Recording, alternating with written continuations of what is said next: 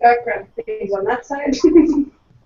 All right, guys, we are live. Episode 64 of the Shooter's Mindset. Thanks for joining us. A couple minutes late, but that's normal for us. Here with the co-host here, Steve the Tank Durant. What's going on, Steve? What's up, man? Excited to be here as usual. Awesome guest. I missed the first show. I had a concert to be out with my son, but big supporter of Taran and the product, so this should be awesome. What concert was that? We went and saw them sevenfold, so had to get the lead out, a little bit of metal and stuff. Oh, cool. That's a nice jersey you got there, Steve. Yeah, Indeed, very stylish. Some pretty cool logos on there. That one's nice. I like that one a lot, but you know. Yeah, not too shabby there. We got Kelly Samsels in the house, the badass three-gunner she is. Kelly, what's going on? Good evening. See, I wasn't even around for this first one, so, you know, this one will be You were better. just a twinkle in our eye. Right. I wasn't even a thought in anybody's mind, I'm sure. Yeah. And then we have, he's back again, my co-host in the original Taran show. That was episode 15. So if you haven't seen that one, check that one out. A lot of good stuff, a lot of information shared there. And that's Dustin Plouffe from Team Springfield. What's up, guys? Always good to be back, and good to have Mr. Taran back. There you go. And then the guy the guy everyone's here to see, and that's Taran Butler from Taran Tactical Innovations. What's going on, Taran? Hey, how are you? Back in business. Ask me some stuff now. I need it. Give me ideas. Give me talk about. Get me bored of myself. There it is. There'll be plenty of that throughout the show, I'm sure. Just want to remind you guys of the Q&A section. I'm sure you guys are going to have a lot of live questions here. Q&A section in the bottom left-hand corner of your screen. Click that. It'll open up another screen, and you can ask questions to any of us here on the panel. Also, if you just can't figure that out or something happens, you can go over to Shooter's Mindset on Facebook, and you can ask questions there, and Dustin will pick those up. Don't forget, you can also ask them in the comment section below. Those get in there, too. So either way, a bunch of ways to ask questions here in the show. Show sponsors, we got Blade Tech Industries and Marketing Director Brett Russo. Brett's fan of the show, always has been, and he's a big Taran supporter and TTI sponsored shooter himself. So big shout out to them.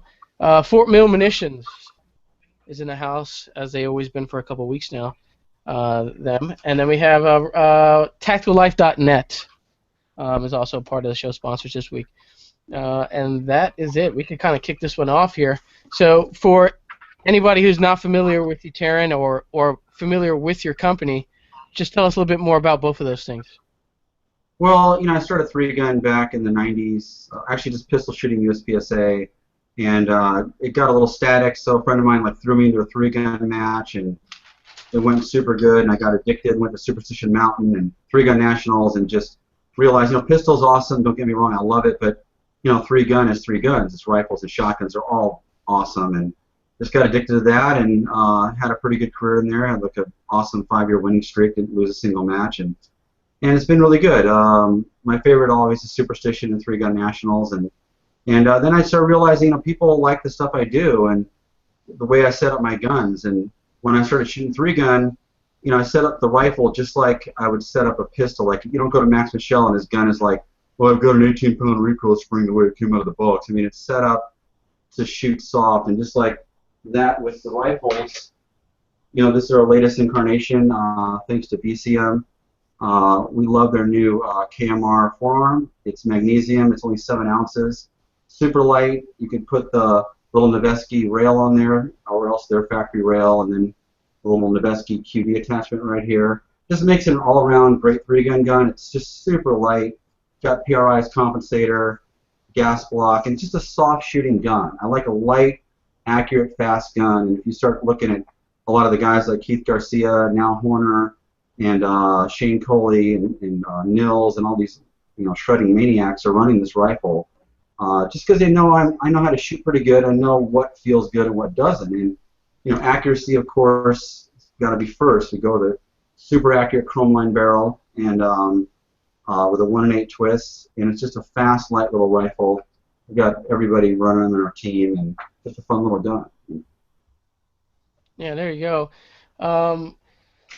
Well, specifically about that rifle is that they're really really light. I mean, there's a lot of you can put so much junk on the AR to really make it heavy and put all this flashy stuff, but really you get what you need right from TTI and super light, and that's the rifle I shoot, and it's extremely light, very well done. So if you guys are interested in one of those rifles, definitely go over to the website, send an email out, and we'll have all that information for you guys in the description, and we'll talk about that throughout the show today.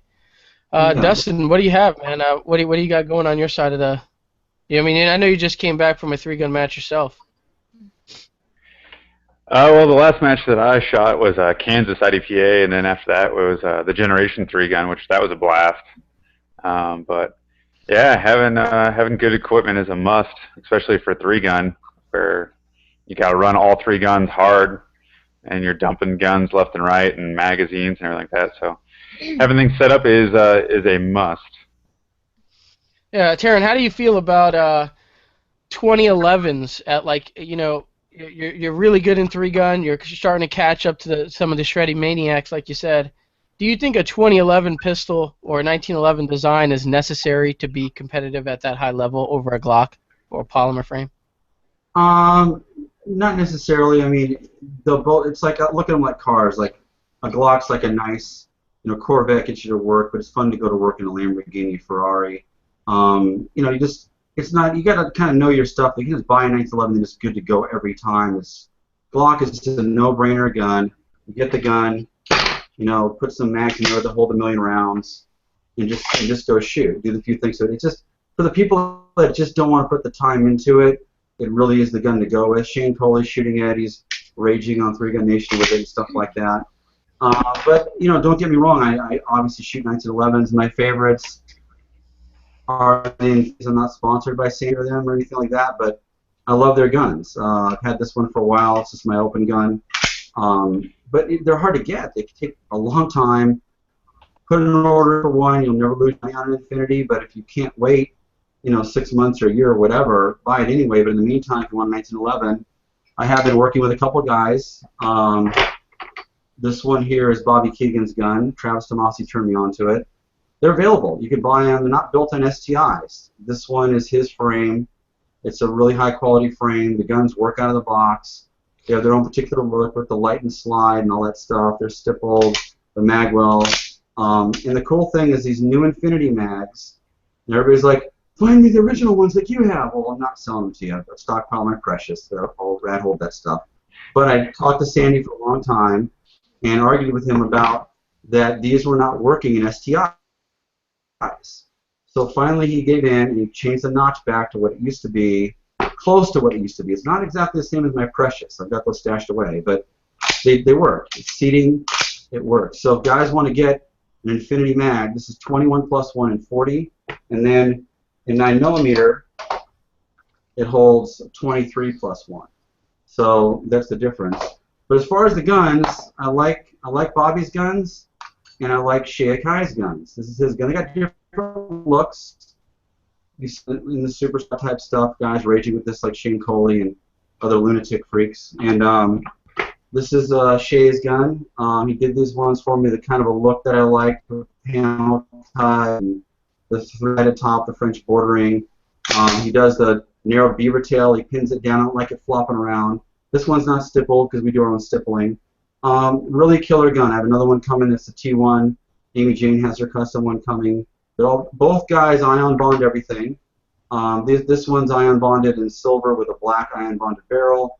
This one's all black. I like all black with a gold kind of barrel or FDE barrel. But the prices are good. The guns run. This one's pretty cool. It's got a cart sleeve barrel in it, which is kind of different. Yeah, raise those up a little bit higher, Taran, because I think people can't see him a little bit. Sorry about that. Yeah, this is Bobby's. It's got its own looks at the lightning cuts in the front. Gun worked out of the box, good to go, good trigger, fiber optic sights, all that stuff.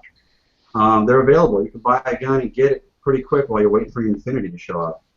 And then same thing with the Shea's gun. It's got a sleeved cart barrel in it. I like the carts because they're faster than other barrels. I like Schumann's too. They're fantastic barrels. This is built on Phoenix Trinity parts. He's building all the ones from now on Phoenix Trinity. Between Phoenix Trinity and Bobby, they're both great frames to build on with Caspian slides. Excellent guns. If you have any issues, whatever, they will stand behind it, take care of it. Guys that are shooting these guns, like I said, is Shane Coley and also Lesgar and stuff like that. But good little, great nice. They're available. So Kai and Bobby Keegan, they're not really the greatest friends of each other. They're always on the internet. Hey, you're copying shit. You're a dick. Hey, screw you. I don't care. They could do that chicken shit stuff all day long if they want to, or whatever. I tell them to knock it off. But I'm trying to promote their guns. The guns are good. So, what? So, they can fight all they want, but they got good guns, and hopefully they don't fight anymore. There you go, Steve. Yeah. I had one coming from Heath Davis, actually. He was wanting to know the latest word on the GTI Glock magwells. When do you think they'll be available, and can you give us a general idea of the pricing that we can expect? We have a small batch available now. We did a batch of, I think, what's 150? Well, we have like 30 left. We sold a bunch at the World Shoot. Let's go into the magwell from the beginning. When I made the magwell, there's a lot of good magwells out there, but I just wanted to do some stuff that just wasn't done yet. And all the Glock magwells, if you look at the other ones, they have a big flat on the back here with a screw hole in it. And they've got big flats in the front. And to me, it's like the point of it is to have a well to guide the mag into. I don't want to look at it from the top and it looks like, oh, that's a bitchin' magwell. Huh? Turn it over and it's got big flats here and there. And when you go to reload and you're not, ragingly perfect like Bogle or some freak show, and you bump the back and drop the mag out, you're like, oh, great, I'm a clown. So I didn't want to be a gonzo giant magwell that right in your hand like some of them. It's just, I've got big hands. I don't want to feel the magwell pushing all over me. So I wanted to make sure that it's trimmed all around here, where guys with big hands don't feel the magwell cramping their pinky up and the palm up. Then I also want to make sure it's the first magwell ever for Glock that's cut off in the back to fit in the World Shoot with a Glock 34 35. So when you get there, you can use my small base pad and our sights, and I guarantee you when you go to the World Shoot or in the European matches or IPSC matches, with this setup, with all my stuff, you'll get guaranteed fit in the box 18 rounds of 40 or 21 rounds of 9mm or whatever. So that's what I wanted to do with it, and it's a one piece. So there isn't the usual, screw here and screw there and this wobbly thing you put in. It's one solid 5-ounce chunk of brass. Everybody wants to add weight to a Glock. Why? Because the Glock is super light. So I always talk about guys that take a Glock and channel link the crap out of it. Yeah, it looks bitchin', don't get me wrong. I helped start that whole nonsense with the gold barrel. And you do selfies in the bathroom, dude, I can shred, dude, I'm raging. And that's bitchin', but when you're shooting, look at Bogle. He's hands down the best box shooter on the planet. He adds freaking blocks to the side of the gun. They look like aids on the gun, but it softens the gun up. He actually got rid of that, and now he added a flashlight full of lead. So I'm going to make actually a block that bolts on out of tungsten or something, that's like a little attachment here. What happened? To add weight to the Glock. But this adds 5 ounces. The Glock is heftier. Feels a lot better. So that's pretty much it with our magwell. We're going to make them out of brass first, and then we're going to coat them with a black or gray coating. And then we're going to do aluminum for people that don't want them. And that'll be our magwell. Nice. Yeah, I think there's some slight audio issues. I kept getting like a loud buzzing noise or something coming in there when he was talking about that magwell. It stopped, so hopefully it stays off. But I know we got a couple of live questions on Facebook. Dustin, you want to hit them? Yeah, actually, I know I got a few coming in, and they were talking about it. Now is the base pads and the magwell. I know you have base pads that do work, but the magwells, are they going to be IDPA legal for ESP? Yeah, they fit the box. The box closes. They're definitely IDPA legal. It has a little groove cut out here for my pin, because some of the other magwells out there actually come into the well more than the factory well, which interrupts the magazine more. So I put a notch cuts, little guide cuts to help with the reloads and just clear the pin. Yeah, they're IDPA legal. They're IPSC legal. They're everything legal pretty much, except for like Awesome. SS, stocks. All right, we do have a few coming in on the Facebook. We have Matthew asking, looking to get 2 more mags for his STI Edge. Wanted to ask if the STI bodies or the SVI bodies are better with your guts inside and your base pads. I guess so. It's which one's best with your goodies in it? The most complicated stuff is going to be the STI SV mag situation. I've made followers, springs, and base pads for all of them that get 1 more round than most everything else out there. So we'll start from the top, basically. If you shoot limited division, and you want a really great magazine, and you want the highest capacity, most guys get 19, 20 rounds. This is the brand new SV 140 magazine, and I just put the guts on a minute ago, and I fit the gauge. Yay! And it gets 21 plus 1 reloadable. Okay, so that's the 4mm pad. You put the exact same everything on the STI 140 mag, and that will also fit the gauge. So that's for 140 for that. And then for the big sticks, we have the SV 170 mag. That's the STI, and we have the SV 170 mag. So the way those work is we put a 3mm, that's our smallest pad, goes on the SV 170 mag. That will get you 29 plus 1. And this is a brand new mag, one of those sandy mags I told you from Infinity that will fit the gauge. And bam, it's right on the line, perfect. 29 plus 1, 38 Super 9mm. I like the SV mags the best over STIs because I don't have to put the insert in there. Even though I make inserts and I want to make money on them, I just don't want to, take it apart and have to deal with an extra part. It's not a big deal. I mean, I'm being, a whiny or whatever. This is our follower, our newest follower. It's called the STI-SV follower. This is the 9mm version. So we have one for 9mm just for strictly STI mags. So easy to put the stuff together. Just slide it on and yada yada. And then we have this follower does virtually everything else. This is the STI-SV follower for 40 cal, 38 Super, SV 40 cal, SV 9mm, SV 38 Super. It took forever. This was the most annoying project I've ever dealt with because the second I got this right, I go put it in a longer mag. I'd get it done for like a 140, like, it's done, we did it, yay, we made it. And then we load it up for like 38 Super, and we bottom out at the end, like, no, bastard, leave me alone. So it was horrible. So finally, we came out with this follower that does both of them. And as far as like fitting gauges, this is how it works. If you're shooting USPSA, you buy our 4mm and a 170 mag, and you make the gauge. If you get an SV 170 mag, you buy our 3mm, our spring and follower, and it fits the gauge. If you're going to the world shoot and you shoot IPSC and stuff like that, then you have to use the STI. Now this is a 170 gauge by Saul Kirsch of Double Alpha Academy. This is awesome. But it's too awesome for them to use at the world shoot. Why? I don't know why. They had to use some secret gonzo gauge that nobody's ever seen before. That was well under 170. But the point is that you take a STI big stick, take off the 4mm, and I will steal the 3mm from my Infinity mag.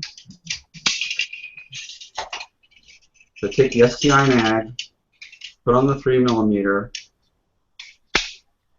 pull out the IPSC gauge with the red little bottom on it. Looks pretty cool.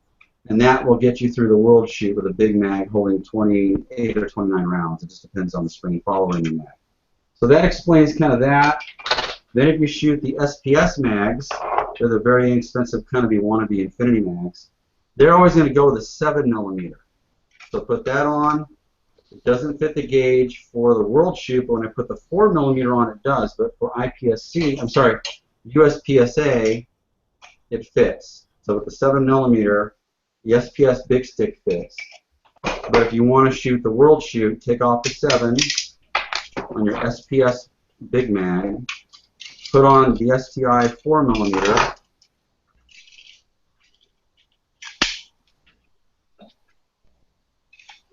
and you fit the gauge with plenty of room, so they can't be like, go out of here, I can go home with fire. So that covers, like, also if you have an SPS 140 mag in 40 cal or 9mm, with the 7mm again, bang, it fits the gauge perfect. So basically, 7mm for SPS, the 4mm are for almost all the STIs, and then if you shoot open, you want to have a cool, like a 140 mag with a 7mm pad. Like Max Michel has 24 round, 140 mags for his reloads, and then his big stick is an STI that holds 29+1. That's kind of a generalization. I mean, it's a lot more confusing than Glock mags or our new XDM mag. So that's what we just came out with, is our Springfield pad. This was super easy. The mags are really well made. They didn't give us trouble. They weren't jumping variances all over the place. But just super simple base pad. Just push the pin, joint, pop it off. We kept their regular factory follower in there, and it doesn't attach to the spring. That's just the way they designed it. There's no way around that.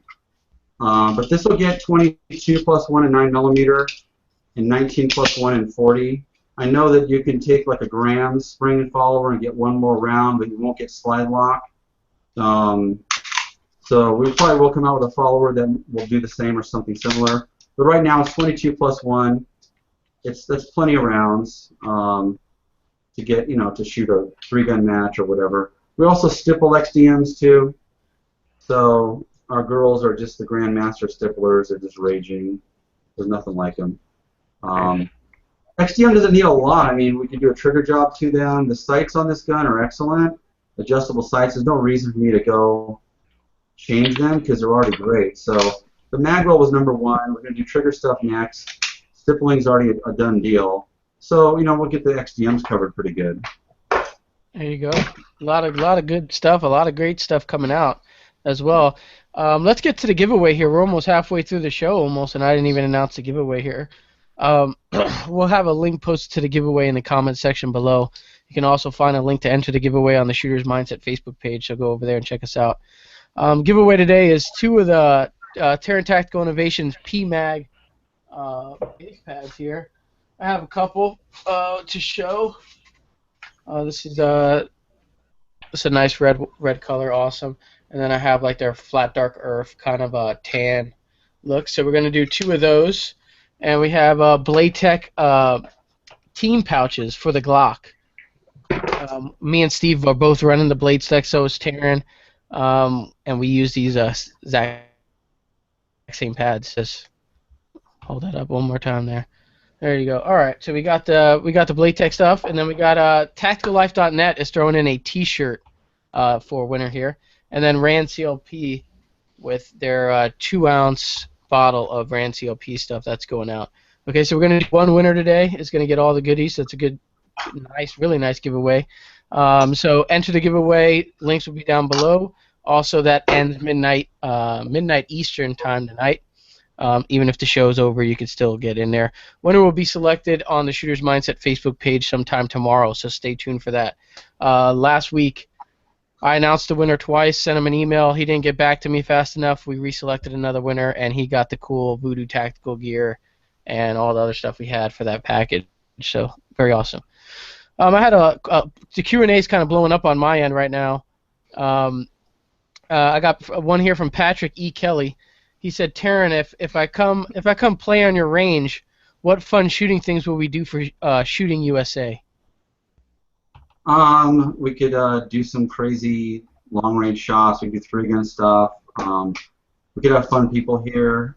Amy's here all the time, and other fun stuff. There's always Michael Rooker might roll up and try to clothesline him or something. Who knows?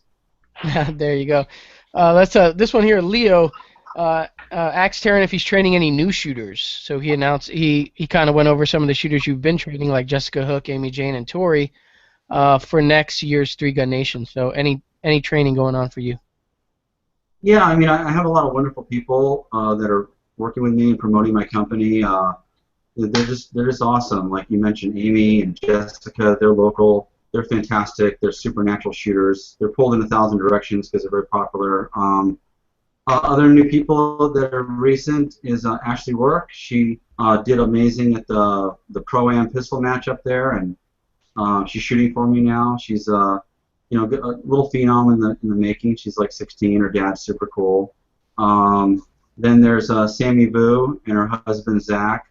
Sammy's just funny, fantastic. She's got natural talent, big hands. She's new, but she's got a bright future. She's just fun. She's just really fun. There's also I've had Allie Barrett working with me forever. She's fantastic. She might even move out this way and come work here. Then recently at the World Shoot, the best thing came out of that for me was meeting little Linda Turnbull, cutest little thing with a grandpa shooting. Only shooting a couple of years, and she's beating most of the men in open division and stuff like that. So she's really cute. I'm going to co-sponsor her with Johnny Lim, and just a lot of great people. Tori Jordan and Diana Huffstedler. They're just great people. They really are. It doesn't matter if you win or lose or whatever all the time, but they're great ambassadors for the sport. They love all the other girls who promote everything, and I'm just blessed to have these awesome people helping me promote stuff. Yeah, very nice. Those are all great shooters. Kelly, you're familiar with some of the shooters that he just named, and I know they came out with those pink TTI base pads for the Glock. I know that's your deal. Everybody's been teasing me. Everybody that works for you, Taran, keeps tagging me in all these pictures because they know I like the pink, and I'm just, yeah. Yeah, we'll send you some. It's awful. I know Deanna's got a whole bunch of red ones. I'm adding That's those. her thing. Oh, yeah, Deanna has all the red ones, and it looks awesome. Yeah, we'll send you some tomorrow. You want anything special on the side of it? This one's got nothing on the side of it. What do you want? You want your face on it? Yeah. Wasn't it Bar Fight Kelly? Is that her? I have the titanium ones, and I really, really love those. And when they first put out those pictures, I was just like, oh, I must have the pink. Yeah. Pinker. Is it even called pink? Some people call it purple, some people call it pink, but I think it's like a dark pink. It looks awesome. It's like a titanium purple pink. It's just, it's, guys will actually use it. It's not that it's cool. So, yeah. Well, it looks awesome. Thumbs up to whoever picked the color. Yeah, it was kind of an accident color, but when we saw it, we're like, it's glorious. Let's keep it. So that happens a lot. There's a lot of accidents that happen here that are pretty cool. Right. But I'll show you my Glock base pad for the 45. I've had a lot of cops locally that have been on me about this. They all carry 45s. They want the raging stopping power, the 45. Blow the guy out the door in super slow-mo. So we have it. It's just like the other ones. It's it holds 17+1. I was shooting it with 18+1 yesterday, and it works. It's a little on the tight side. I couldn't have gone any longer in the gauge because I wouldn't have, not that everybody's shooting a 45 in USPSA, but I want the guy that wants to have the stopping power, the 45, to be able to go. So I'm right in the gauge, perfect. I couldn't wiggle any more room, but I can get 18+1 with a lighter recoil spring and a good grip. It'll run all day, but to reload to it's pretty tough. So I'm just going to say it's a 17+1 with plenty of room. And we got super lucky because our same pin for the Glock, 17 and 22 works, and the same spring works, and a really powerful black spring. So there it is, finally the Glock 45, massive firepower, 18 rounds of 45. Selfies in the bathroom. Anyway, so the raging cops can take on the neighborhood now. Yeah, those are a big benefit to that new Glock 41 and 45. Those are becoming really popular. A lot of people in IDPA and the CDP division are really liking this Glock 41. I know you can't really use those in IDPA, but people who have those Glock 41s or the Glock 22, those are a must-have. Get yourself some extra capacity and start shredding with that stuff. Got some PMs. I got the Q&A is kind of blowing up here. I think let's hit a couple of them. In Too Deep one says he's going to order himself a TTI Benelli. I think you should. I believe you were running the 930 last time I talked to him, but yeah, Benelli from TTI is going to be raging. He also said, I was at the World Shoot. All I can say is that I never seen someone as focused as Taran. So I guess he was watching you from the bleachers there, and he said you were in the zone. Yeah, I was in the zone. Game face.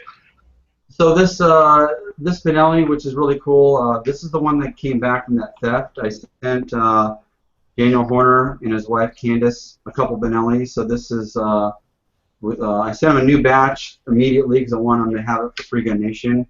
And this is our latest iteration. It's changed a bit since last time we talked. The opening is way bigger. It's pretty much exactly what the Load 2 and Quad Load guys love. We added stuff they didn't even know about. We do a cut right here that my gunsmith's like, hey, Mike, let's try this out. And I'm like, dude, that's raging. And for the regular weekend load or whatever, it gives you more room for your thumb to come back and forth. But for the quad load guys, it's kind of a guide to hit on to get the rounds in. And we've also done different kind of tuning to the little lifter catch thing. We have a jig we made now to keep it exactly the same. We have it where it's just, now it's like glass. And before it was good, but now it's like, oh my God, this is raging. So the other cool thing is our little sling QD attachment here in the back. Because you go to match like Blue Ridge or other like lunatic 3-gun matches, we got a sling your Benelli. We didn't make a front one because Noveski already has a killer one.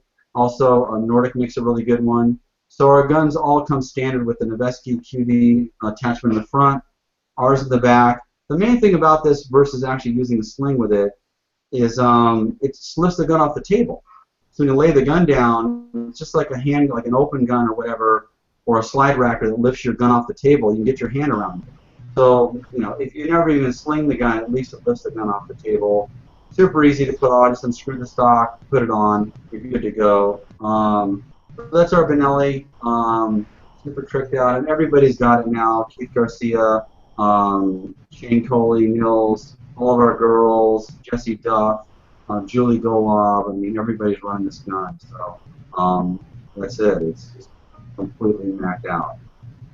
There you go. That's a very nice setup there. Steve, you had a couple of questions you want to hit. Yeah, one is for me, actually. You mentioned Shane Coley a couple times, and Yeah. I've been following a kid that I believe it's his second cousin.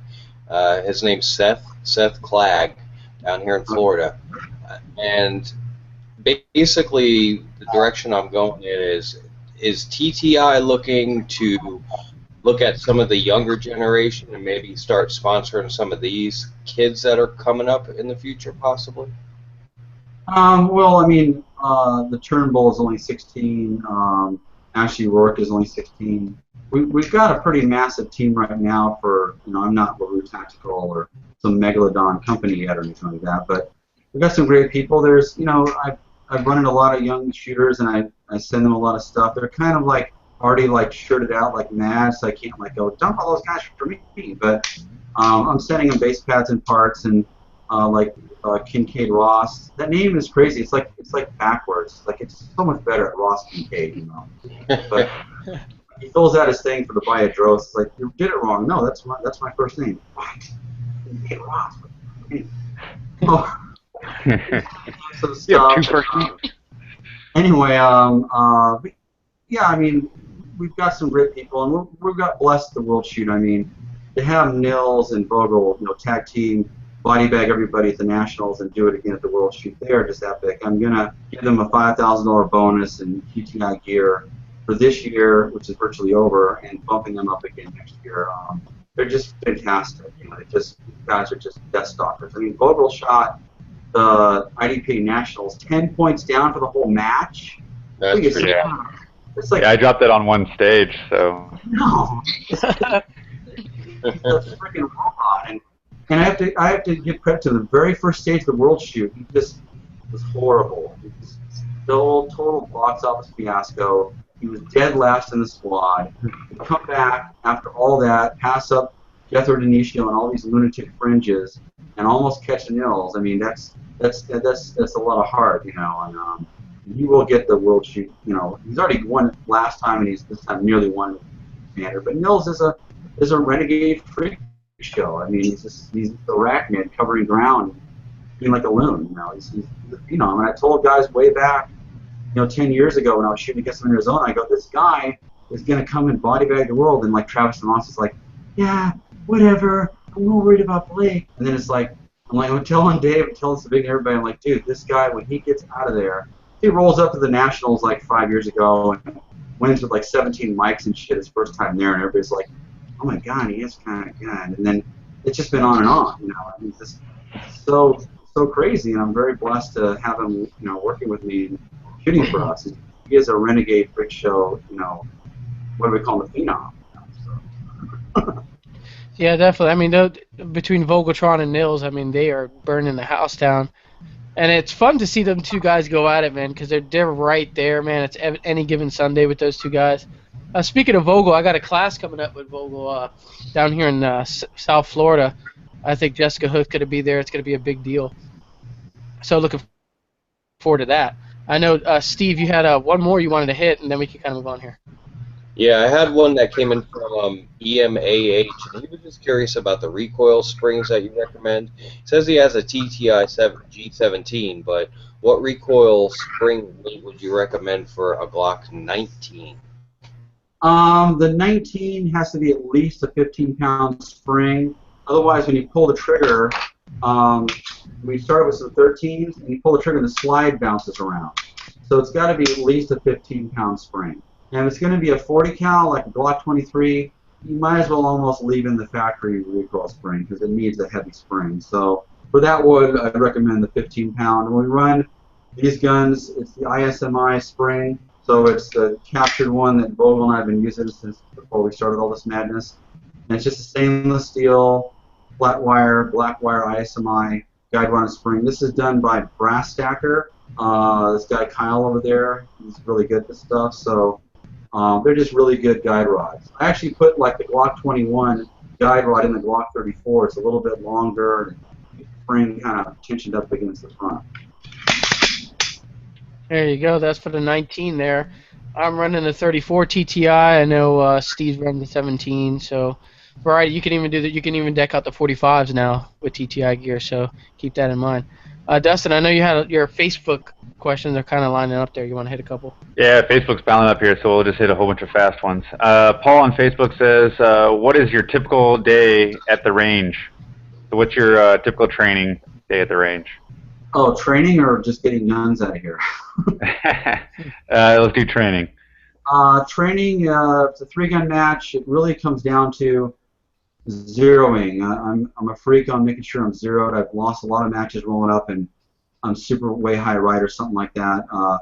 Make sure everything is zeroed, everything's clean, good, and getting out there and practicing just long range rifle out to 400, pistol and a lot of steel, shooting on the move, rifle, pistol, shotgun, just practicing some slugs and loading and moving, just an all around. I've got a kind of a Disneyland range here that just everything's all set up. I could roll out and shoot.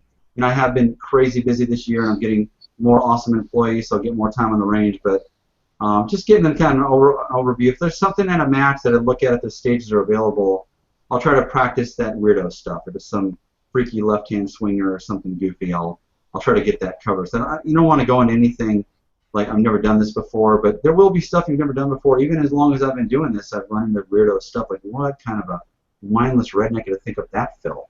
So anyway. Yeah. Take one more there, Dusty. Jason from X-Rail, who also does shoot a glorious Springfield Armory 525, he asked, who has been your favorite celebrity to train and why? It's got to be Rooker because he's here all the time and he's just such a nut. There's a video that Jessica Hook's going to post in a day or two. We didn't post it before the World Shoot because it's going to get people yelling at us, but Vogel and I were here and we were actually shooting and running and jumping over Rooker while he's filming us from the ground and shooting these stages. I was doing the from the hip crowd and Vogel was just railing like usual Vogel, and it really wasn't dangerous because I jumped over him before I drew, but Rooker wanted to do it. It's going to cause some trouble, but he's fun. One of the funnest guys, hands down, is Mel Gibson. Yeah, he's a dick. He's a racist, genocidal. He is awesome. He is so funny, so likable. Took us all to dinner. He didn't want to just like, I'm done, I'm out of here. You guys are not for me. he wanted pictures of everybody. Just a great guy. Also, Johnny Depp, unbelievable what he did that day. My friend Pop Tart Sprinkle, you might have seen her on Facebook, a trapeze artist. She models some of the guns for Salient and craziness in the past. Her mom was dying of cancer, and her mom asked if she could talk to him. He got on the phone, and he was just like, Doctor Forever. It was awesome. And she called me later and said, Taran, I can't believe Johnny talked to me for like 20 minutes. And then 5 days later, she was dead.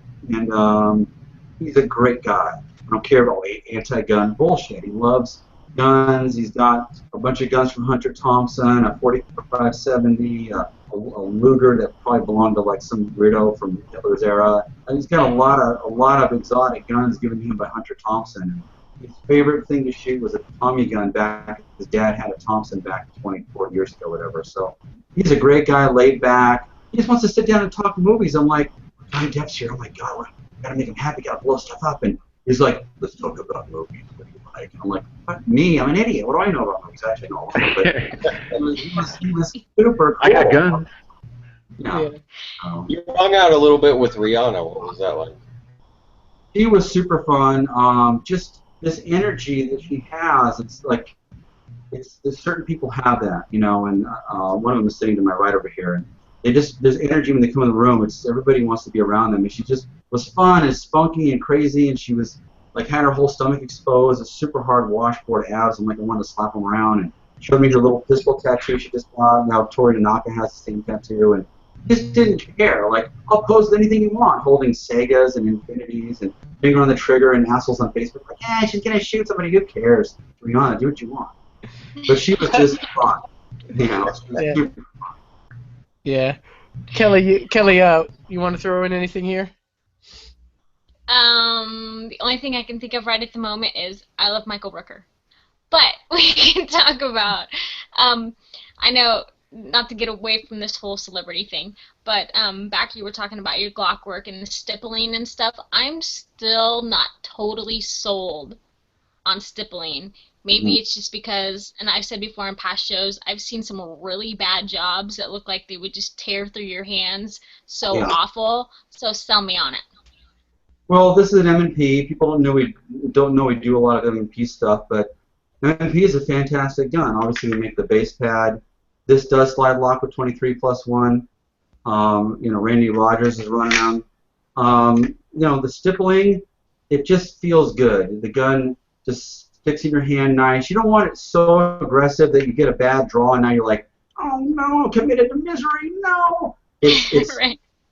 You can still get out of the grip, but it just keeps the torque down. And an M&P doesn't need to have any contouring gun. We just stipple the gun as it is. But I have to admit, the Glock needs it. So like, here's like our Glock for like limited division or 3-gun. We flatten the back off because Glocks, they just point too high. It's annoying. Glock doesn't get rid of that back end. They kind of do it on the Gen 4 sort of. They have those idiotic like inserts that I throw away, but we flatten the back, undercut the front, and the lines are just really clean, and it just feels smaller. We make everything smaller. It feels good in your hand. We still save the little Glock emblem on the side, so it looks cool and all that stuff. But Maybe that would be beneficial for me then, because I have smaller hands anyway. So, you know, maybe it would be beneficial because it would take off some of that too, yet still give me some, you know, traction. Because they have like little, their traction grips is what I have on there, and it's still enough for me to feel, you know, kind of sticky, tacky, so I can hold on to it well. But in all actuality, it's still pretty big for me because I have to make an extra reach to get to my mag release, which I shouldn't have to do, you know. Yeah, send it to us. We'll knock it out for you. It won't take very long, and get it back to us. All the crazy custom purple pink lunatic base pads for you. But yeah, we stipple everything. We also do the 2-part epoxy on stuff, but most of the time they want stippling. And like this is production, so like this is Shane Coley's and Nils' Glock they have, and we're not allowed to contour anything. Otherwise, you get, you know, you're getting put in open division. So we just stipple it and make it legal for production or whatever type of division. So, but it just looks good. It feels good, you know. There you have it.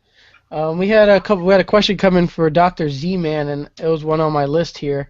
I mean, you've been traveling kind of crazy. There's been back-to-backs almost every weekend for you. There was the Trijicon World Shoot. I mean, you just came back from the World Shoot down here in Central Florida. So they're asking, what are your thoughts on the World Shoot, just coming back from it?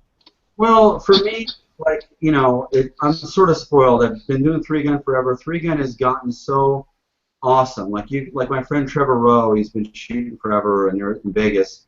Just got him into three-gun. His first three-gun match was that thing in Texas that Keith won.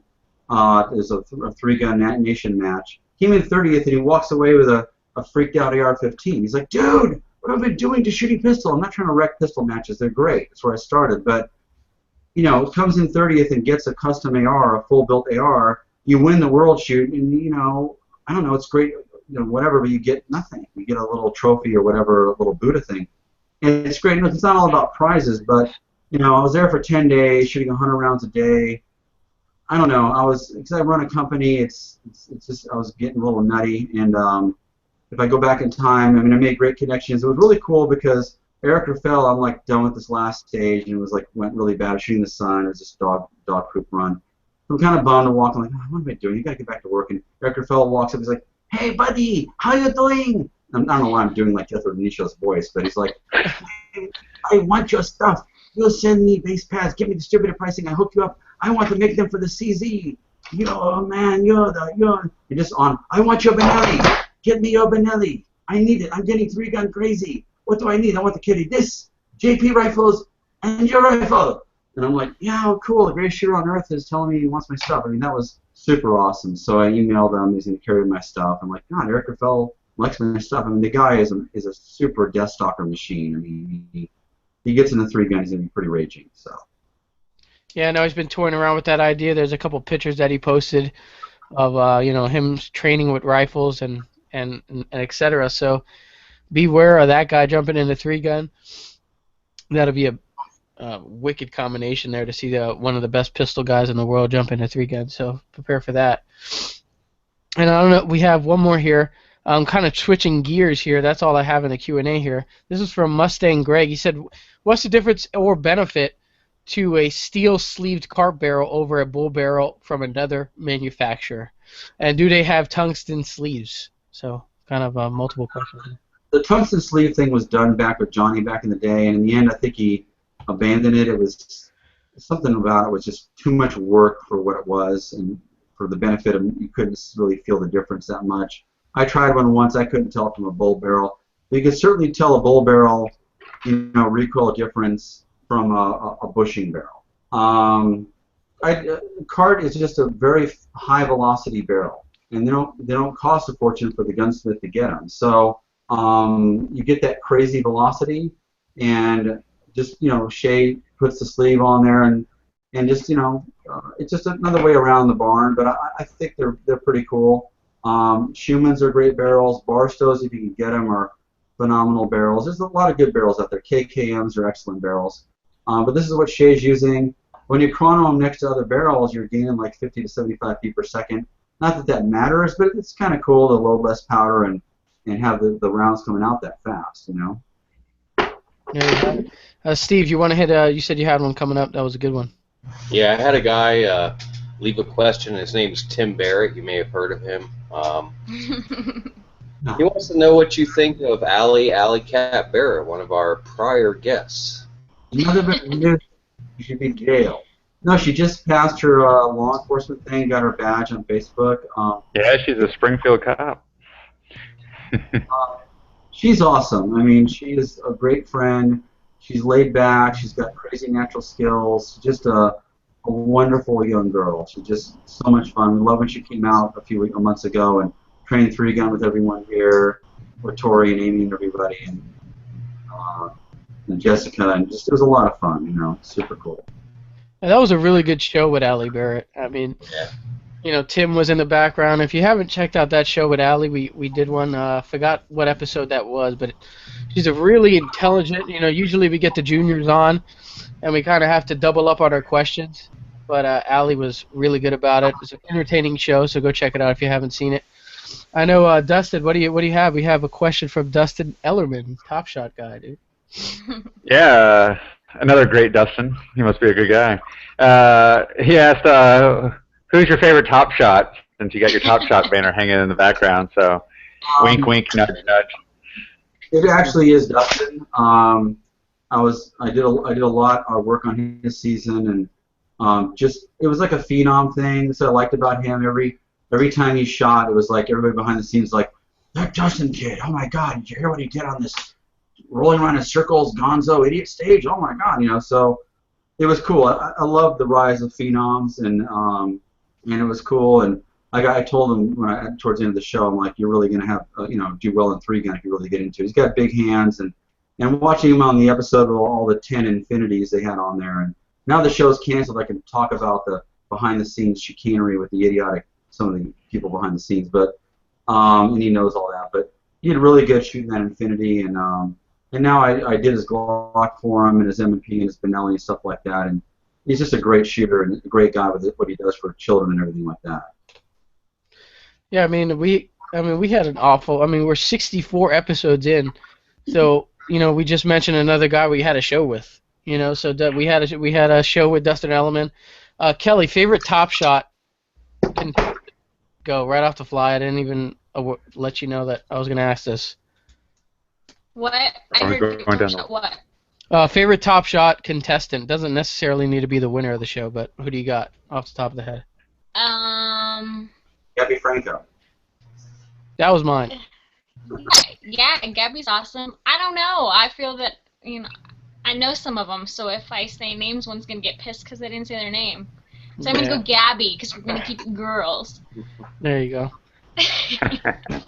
Dustin, who you got? Who you got as far as Top Shot people? Of course, my two buddies, Caleb Giddings and Chris Sereno. Both are my man crushes there. So those are my dudes that I shoot with. But I shoot with them. They're my buddies, so it's not like an easy. And Ian, of course. Oh. I mean, my pants just drop when Ian comes around. So. Interesting. Done and done. There you go. Hey. Yeah, I might change it as Ian. Happens. How could I forget Ian? Oh. Hey, Ian's getting a lot of love. Steve, you got what? You're a fan of Ian too, Steve? No, I'm actually gonna go with Jamie Franks. That guy took such see, another one. He's gonna be sending me a no. Jamie, I can't pick. You know what? He took a beating from some of those contestants verbally, and I didn't really think that the guy deserved it at all. But he stepped up and whipped some butt, and I was pretty impressed with his showing. What about George Ryan? Who's that? Big George. There you go. There's a little Top Shot, little talk there. That was pretty cool. Let's jump into the lightning round here. Lightning round. Quick questions. Taran, you're not new to the show. You know what's going on. We threw in some new ones here. Just kind of random stuff. But here, iPhone or Android? That's always like a crazy debate on the interwebs. What do you prefer? I've been with the iPhone for a while, and really there's no way out of it. You can't switch over. You won't be able to figure the phone out. It'll be like a million years instead of an AR. I'll fall down. So I want to get the new iPhone. Not that ginormous one. I don't know about that. That's like you need some giant fanny pack to carry it. I heard it works around. Well, to get the new iPhone 6, whatever that is. Hey, what was that? Yeah, I had the giant. This one, fanny pack one that he's talking about here. I got stuck with this one, but I tell you what, Put on the back. Yeah, it's awesome. And this thing takes awesome video. We tested that out last weekend. All right, 5 Guys are in and out. Don't wear it with your skinny jeans. Yeah, there you go, my Ben. I can't stand that when people they see the new phone. Oh, can I see it? And they start going like this. Like, does it bend? I'm like, dude, I don't know. I'm not gonna try and bend it.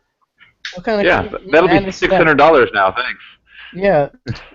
So next one here, and you're obviously California, so this is a great question for you and highly debated on the show. In-N-Out Burger or 5 Guys? In-N-Out. You can only eat at one jump. Five Guys is good. Their menu's annoying. It's like the regular burger's this ginormous quadruple double burger for a big giant gonzo person, and then their small is normal. It's like their fries small as enough fries to feed 50 people, and the burgers are good. They just I don't know. They're served a little cold, but they're all right. Can I just get a TTI sponsorship and you can just send me in and out, that's actually all I need. That's all I asked for. Just a double, animal style, animal fries, next day to Missouri. All right. I'll take a bite. Yeah, speaking of those fries, because I go to Five Guys a lot because that's all we have here. But yeah, their small fries can feed like everybody. So if you haven't ate there before, Also, just keep they're doing not cooked enough. They're too soggy. The fries aren't. They're always like undercooked. They're all limp. Nobody wants There you them. go. So In-N-Out Burger takes this one. This was a controversial one too. If you can only load on one press, is it the Lee or RCBS? There is no. Dylan 1050. There. Well, There is no. There is no blue press. No, I don't know. I don't know how those are. I mean, probably the Lee, I guess. I don't know. Yeah. It's all about the Dylan. It's always the Dylan. I don't know what the. Yeah, there you go. He doesn't have. Just go with the blue. Okay, so worst movie you've seen this year?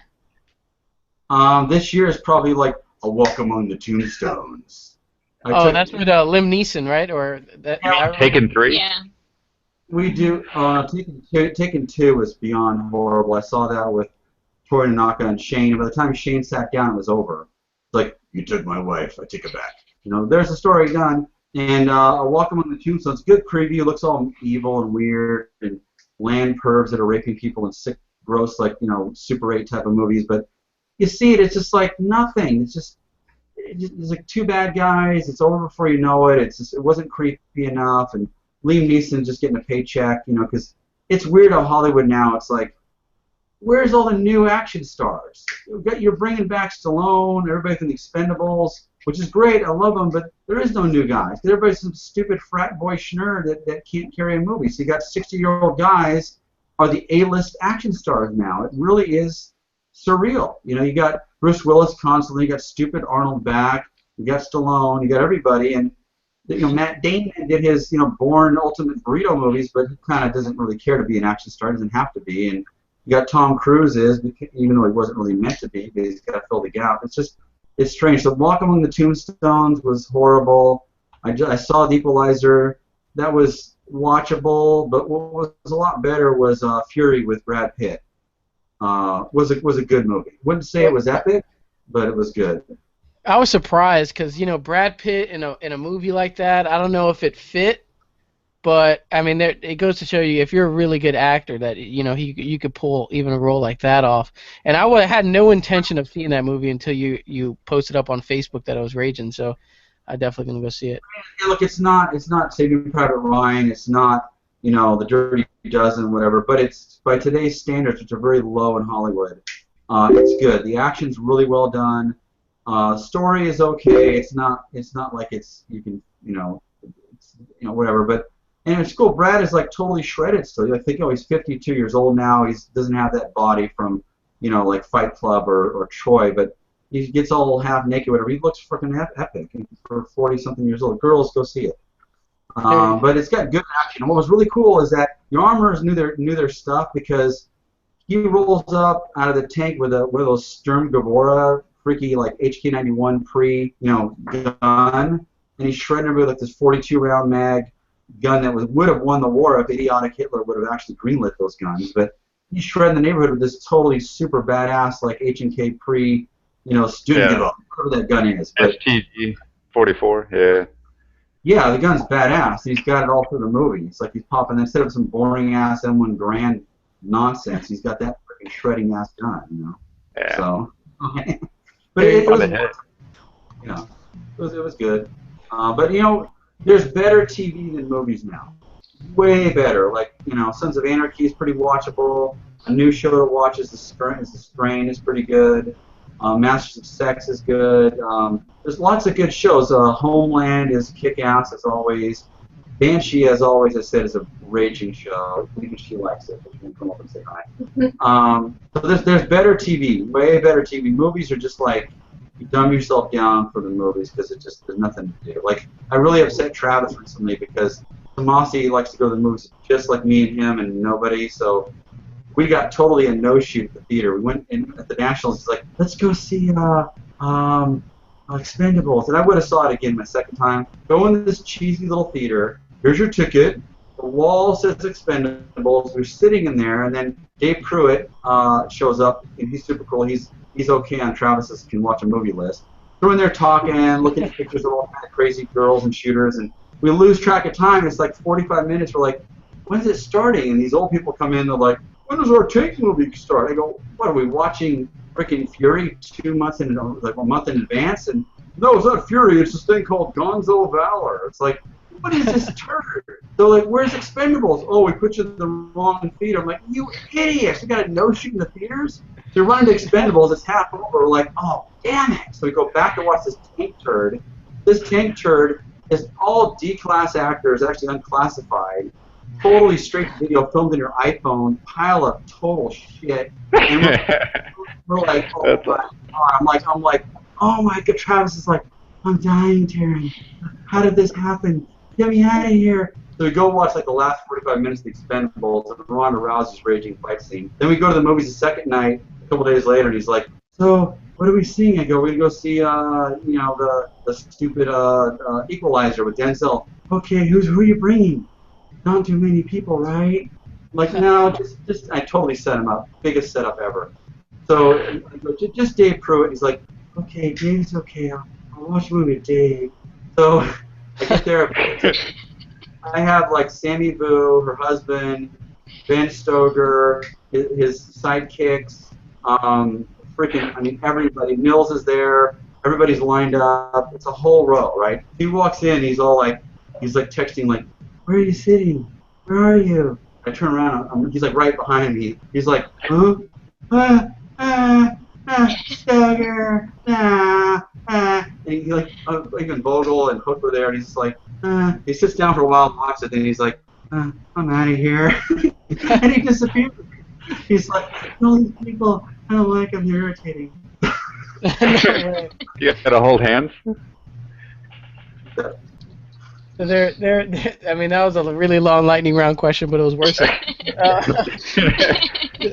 I had one come in from a viewer. They wanted to know tri-tip or ribs. A what? Tri-tip or ribs. Oh, ribs. There you go. There you go. Yeah, Josh on Facebook asked, mousse, gel, or hairspray? There's nothing here. It's all just finesse. It's just natural loveliness. I did hairspray like 20 years ago, and I was some like heavy metal fag or whatever, but it didn't work. It got all heavy, hard like a helmet, and now it's just naturally whatever it is. Shouldn't have said that word. You get mad at me? Yeah. So, We had Craig Outson on the show, and he says every time he sees you about to shoot a 3-gun stage, he just wants to run up behind you and run his fingers through your hair. tell him he's a walking land clown. See what he says. There you go. I mean, that's kind of, you kind of think about that next 3-gun match you're shooting with that dude. This dude really wants to run his fingers right through my head before I'm about to start. So interesting. Hey, that's how you get those trophies. All that mind game. I don't know if we asked these, but these are some traditional lightning round questions here. Zombies outside the window. You have all those guns right in front of you. What are you choosing, the AR, the shotgun, or the pistol to get the job done? The AR, because they got extra rounds and I can reload and shred their tips off and shoot them in the face. And Rooker can come over and walk through the aftermath in super slow motion and turn into a zombie and then I have to shoot him in the head. There you go. Bruce Lee and Chuck Norris get into a fight in their prime. I think we might have asked you this on the first show, but who do you have winning that fight? I want Bruce Lee to win, but I know that I heard some interview about Chuck saying he would totally get us.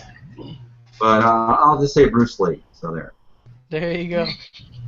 There we have it. And that'll do it for the lightning round. I don't know if you guys have any last-minute throw-ins or any Q&A throw-ins. No, I got something I need to add, though, and I don't know. Hopefully there's a point behind this, and Taran's going to understand what I'm talking about, but Jessica Hook said that Vogel says Taran has AIDS on his face. Fish slap.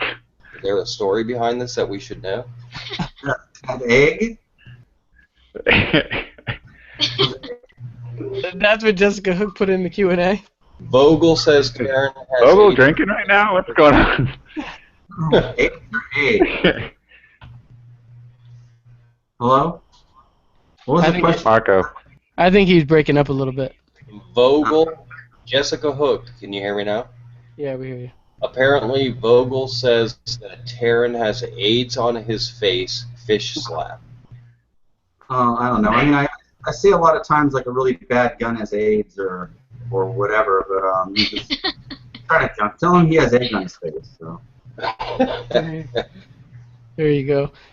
My Q&A is dead right now. I don't know if it's probably not working. So if you guys are posting in the Q&A section and I'm not seeing it or not asking it, go over to Shooter's Mindset Facebook page and you can ask some of the questions there. I just had one roll in as I just said that.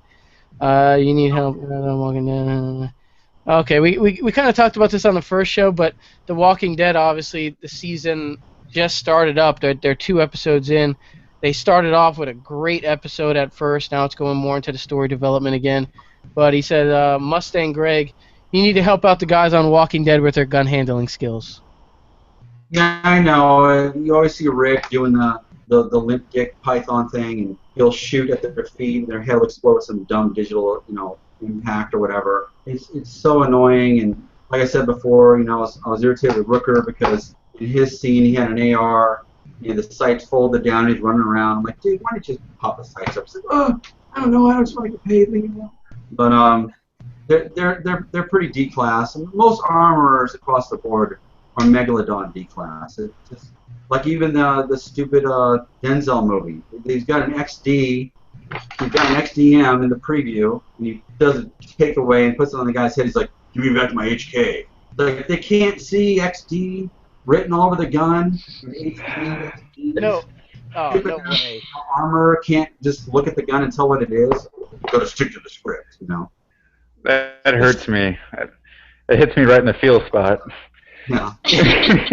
Thank God that Springfield No respect. on a big-time No Hollywood respect. movie. That's rough. I gotta watch that one now. Just for that scene, I'm gonna have to pay attention extra hard this time. I'm just gonna walk out. I'm like, fuck this. I'm out. There you have it. Can we cuss on the show? The animal. Well, You said a bad word. I do what I want. I don't know. Dustin does his own thing. I don't even tell him anything anymore. Now children can't watch. Now the Turnbull can't watch the show. Thanks a lot. You just gotta say earmuffs, and you can say whatever you want. Yeah. That's how the internet works. You just ruined the show. How about For Yeah, thanks, Dustin. Now what is it, PG-13 or something? Right, whatever. You're the I forget. There you go. We had a couple of Facebook questions. I know, Dustin, you probably have a couple lined up. You want to hit those really quick, and then we can move on here. Yeah, I got a few. One, Miss Ghetto Pants at Nationals herself, Sabrina, came on here, and she asked, when do I get my Tiffany blue base pads for all my 3-gun stuff? Pretty please. So Tiffany blue. We have like 3 blues now, right? I mean, what are the blue? Just tell her to send it to me. We'll see if we can make it. I don't know. We got 2 blues now. I mean, how many blues we gotta have? Is it Thousand. blue? I thought that was like a sage, like a greenish color. I don't know. It's like a greenish blue, but you already have dark blue and. We got green. I forgot to talk about. Remember we talked about on the last show the 308 pad. So there it is. 31 plus 1 and 308. Massive firepower. Plus 6. So, yay! There's a matte olive drab green for the operators.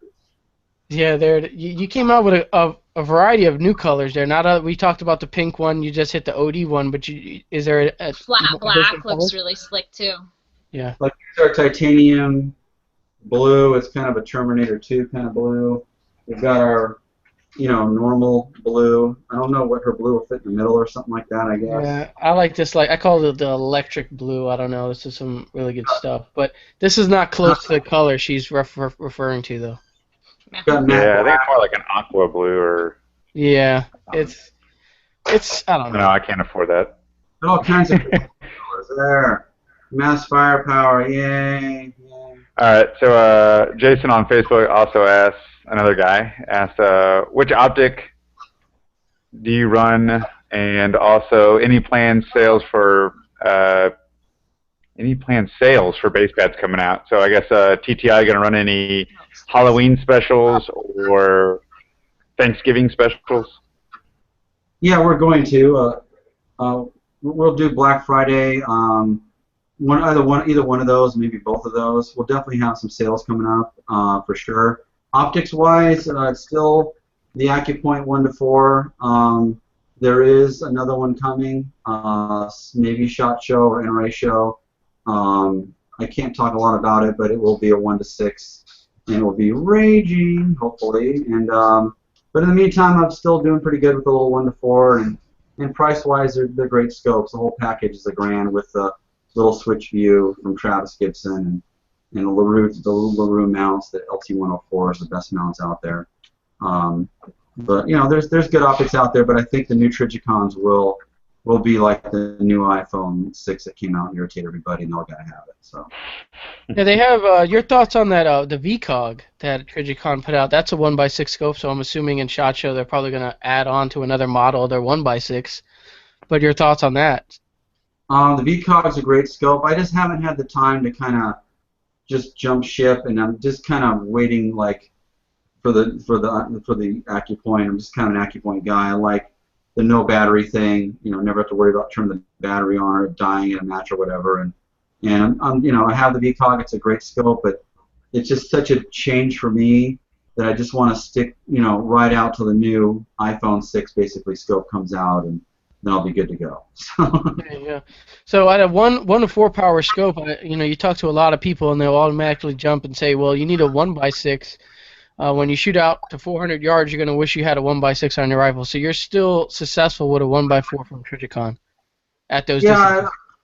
Yeah, the 3-gun nationals had 400-yard shots, and I won that this year. And I got my title back, thank God. And then the 3-gun nation match in Vegas, again, long shots, and it worked. I mean, sometimes too much power can mess you up. You're so magnified, you transition, you skip a target. So, but in the end, I think 1-6 is the best. Getting any more power than that, really nobody runs 1-8. You're so magnified that your transitions become a box office fiasco. So 1-6, I think, will stay the standard. Like 1-4 was the standard forever, like the flip phones were. But now it's, you know, the 1-6 will be the standard for life. They'll just keep making better versions of the 1-6, in my opinion. There you have it.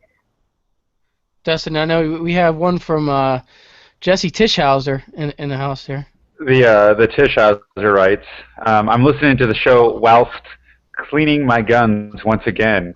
Now that you have your own business, do you have minions to clean your guns? Please say yes. No, I clean all my guns, and it's just a thing I have to do. I don't know if they even would do it right. You know, you might get stuck inside the gun or something, and I have to save them in slow motion or something. But no, I'm just kidding. They could, but Amy Jane over here, she won't come over. They don't know what we're doing. She's causing trouble. Come on, camera, say hi. Yeah. So mean. Anyway, you clean my guns from now on. Okay. He would actually do a fantastic job.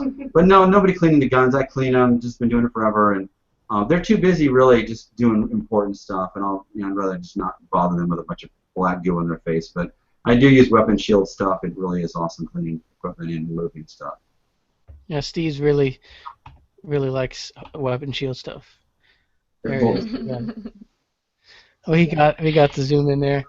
So there you go. I mean, Tischhauser has people cleaning his own cleaning his guns for him, dude. That dude is such a celebrity. It's not even, you know, it's like on another planet. That guy. He should be jailed. Yeah. Do you have one more? You want to hit it, Dustin? Yeah. Dylan writes in, will regular shears and scissors cut your hair? It's cut. Do you have to have raging mega scissors? Oh, scissors. I use a Benelli. Oh, okay. Benelli. And then, are you faster on a plate rack from the hip or from regular, you know, freestyle? From the hip, because I did it, and the best I could do, like aiming, was like a 1.9, and it was just crazy. The hip is faster. Like Vogel and I did that funny video, and nobody could do under like a 1.85, you know, and the 1.85 from the hip was faster. So. Nice. That's crazy. Every time I see that stuff, I'm like, dude, how is he doing this? You know, and I've seen the video, I don't know, 20 times. It's just extremely impressive. I'm pretty sure a lot of you guys seen that Taran Vogel kind of shoot off deal from the hip. It was pretty awesome.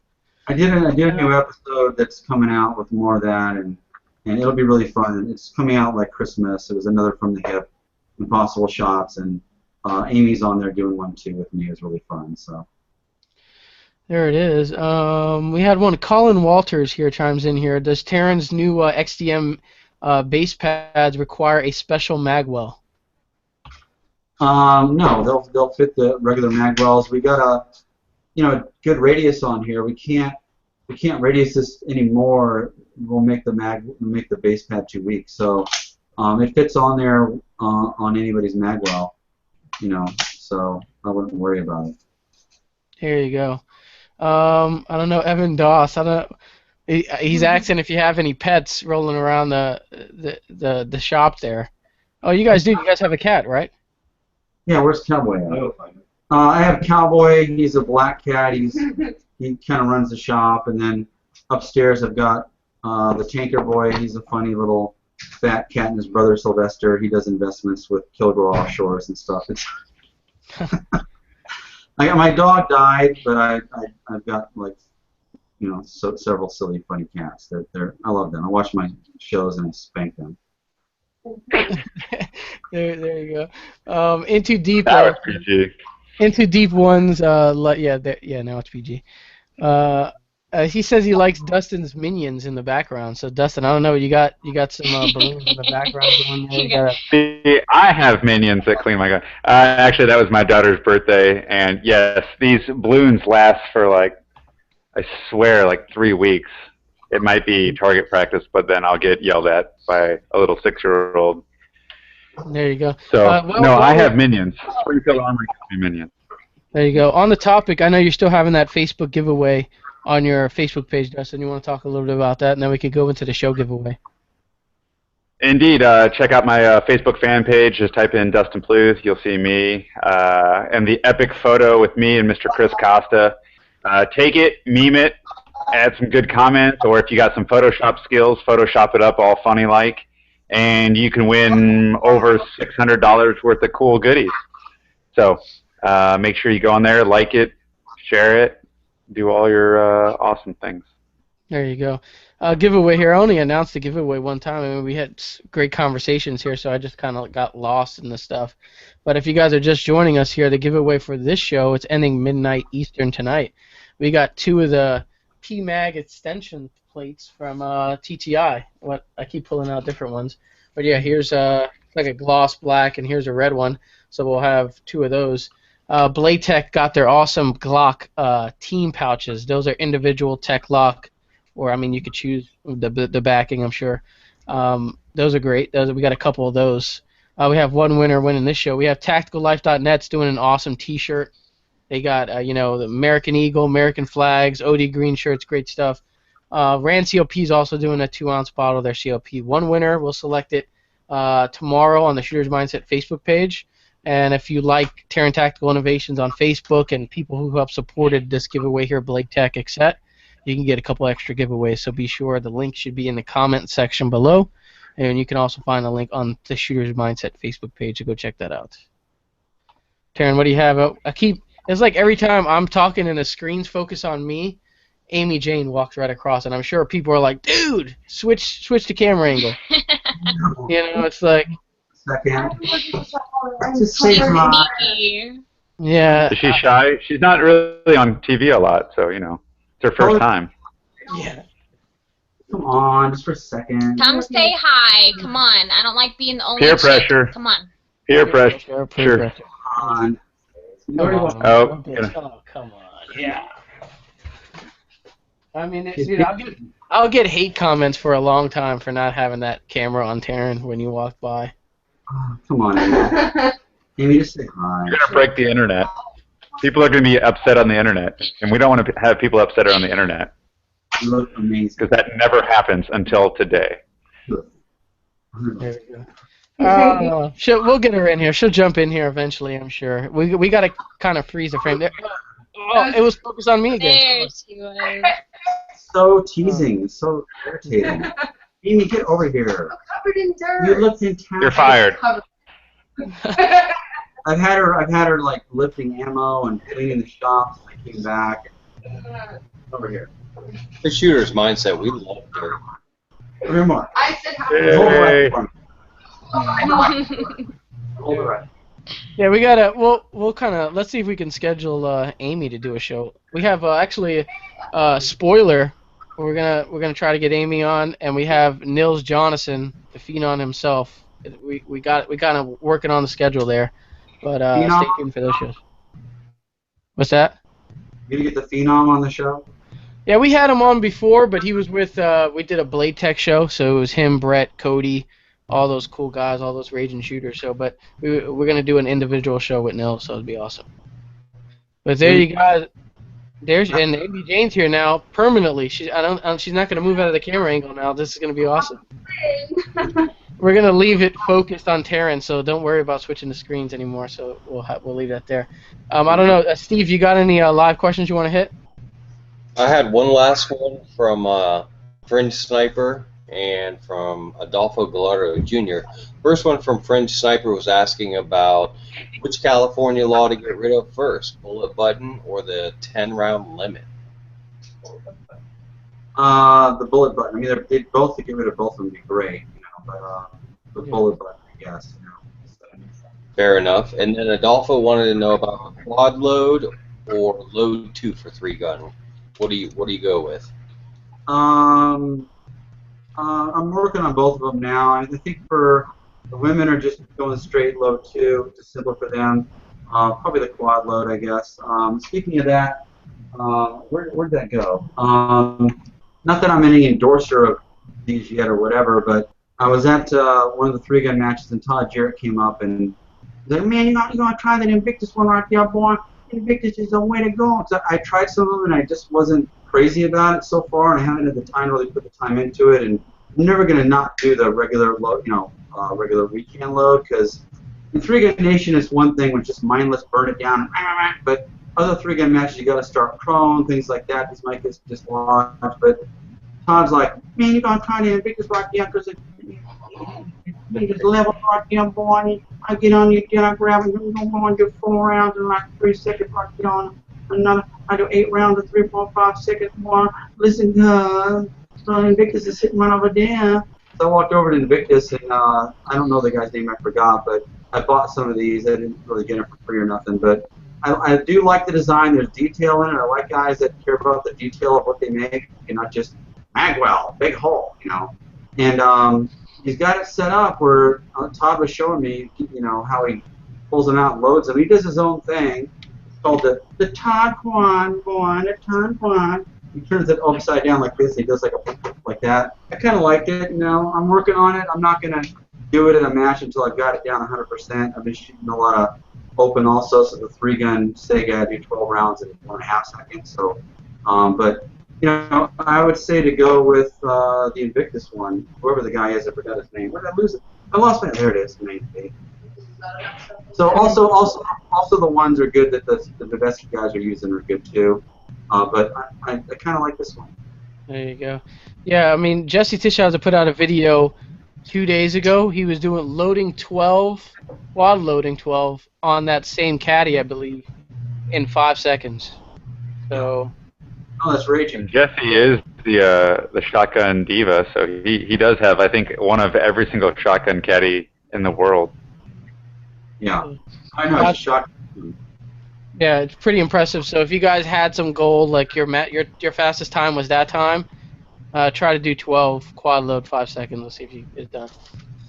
The thing I think though is there's a lot of guys that do a lot of raging, internet loading and post that one load. But to me, in the end, it's who's winning the actual match matters. And Jesse's won some big matches and stuff like that. But you see so many guys like, I've got this raging load, I'll film it and post that one. But then at the match, they're like, and to me, and in the end, it's who wins the match or in the top 3, whatever is on who I'm caring about. Fair enough. I mean, speaking on 3-gun, there's the highly popular, it's extremely affordable, the Stoeger 3000 shotguns, which is kind of like a Benelli kind of sister type of shotgun. And I've seen some videos out there on YouTube that some of the Taran parts are actually working in those shotguns with some slight modifications. So, but is there any plans to do the Stoeger 3000 shotguns at TTI? Yeah, if somebody sends the gun to us, we'll do it. It's virtually a total clone of the Benelli, and Benelli owns Stoeger, so at first I was like, no, get that away from me, it's got AIDS. That's the Bobo reference. But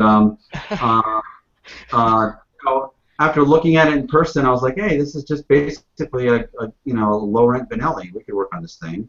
So, we could do the Stoker. Is it owned by Ben Stoker? Ah! Anyway. Yeah.